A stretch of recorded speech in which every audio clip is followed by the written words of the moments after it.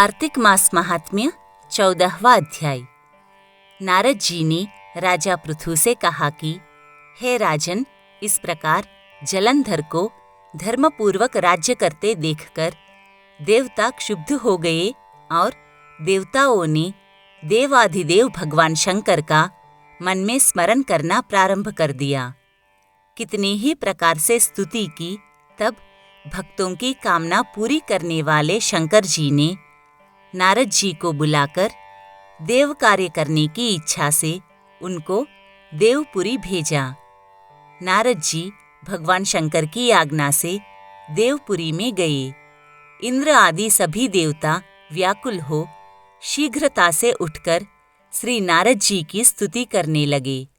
उत्कंठा भरी दृष्टि से सबने नारद जी की ओर देखा और अपने सब दुखों को कहकर उन्हें नाश करने की प्रार्थना की। तब नारद जी ने कहा कि मैं सब कुछ जानता हूँ, इसलिए अब मैं दैत्यराज जलंधर के पास जा रहा हूँ। ऐसा कहकर देवताओं को आश्वासन देकर श्री नारद जी जलंधर की सभा में आए। जलंधर ने नारद जी के चरणों की पूजा कर हंसते हुए कहा कि हे ब्राह्मण, कहिए आप कहाँ से आ रहे हैं और कहाँ पर आपने क्या क्या देखा, यहाँ कैसे आए हैं? मेरे योग्य जो सेवा हो उसके लिए मुझे आज्ञा दीजिए।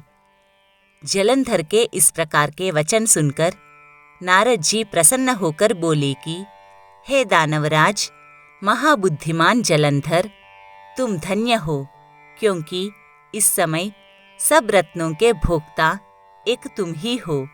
हे दैत्य श्रेष्ठ, अब आप मेरे आगमन का कारण सुनिए, जिसके लिए मैं आज यहाँ आया हूँ। हे दैत्यराज, मैं स्वेच्छा से कैलाश पर्वत पर गया था, जहाँ 10,000 योजनों में कल्पवृक्ष का वन है। वहाँ पर मैंने सैकड़ों कामधेनुओं को घूमते हुए देखा, तथा यह भी देखा कि वह वन चिंतामणि से प्रकाशित परम दिव्य, अद्भुत और सब स्वर्णमय है। मैंने वहाँ पार्वती के साथ स्थिर शंकर जी को भी देखा, जो सर्वांग सुंदर, गौरवर्ण, त्रिनेत्र और मस्तक पर चंद्रमा धारण किए हुए है। यह देखकर मुझे बड़ा आश्चर्य हुआ कि इनके समान समृद्धिशाली त्रिलोक में कोई है या नहीं। हे दैत्येंद्र, उसी समय मुझे तुम्हारी भी समृद्धि का स्मरण हो आया और देखने की इच्छा से तुम्हारे पास आया हूँ। यह सुनकर जलंधर को बड़ा हर्ष हुआ। उसने नारद जी को अपनी सब समृद्धि दिखला दी। उसे देखकर देवताओं का कार्य करने में इच्छुक शिव प्रेरित नारद जी ने जलंधर की बड़ी प्रशंसा की और कहा कि जलंधर, निश्चय ही तुम त्रिलोकपति होने के योग्य थे। तुम्हारे लिए ऐसा होना कोई विचित्र बात नहीं है। मैं देखता हूँ तुम्हारे पास सब कुछ है, किसी बात की कमी नहीं है। ऐरावत, उच्छैश्रवा घोड़ा, कल्पवृक्ष और कुबेर की निधि तुम्हारे पास है।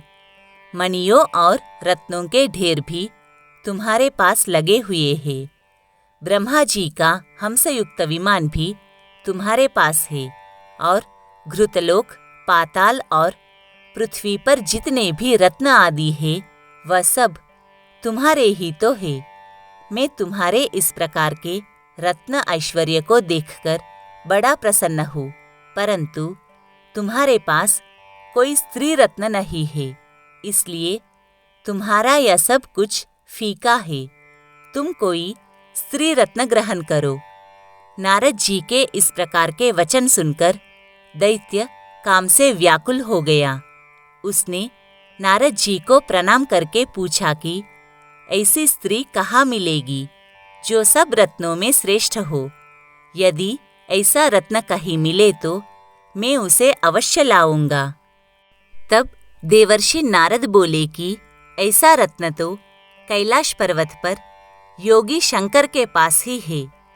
उनकी सर्वांग सुंदर पत्नी देवी पार्वती बहुत ही मनोहर है।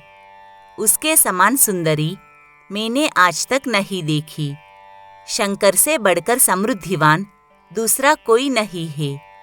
उसके इस रत्न के समान तीनों लोकों में कहीं पर भी नहीं है। तभी तो परम विरक्त आत्माराम शंकर भी उसके वश में हो गए। देवर्षि नारद उस दैत्य से ऐसा कहकर अन्य कार्य करने की इच्छा से आकाश मार्ग से चले गए।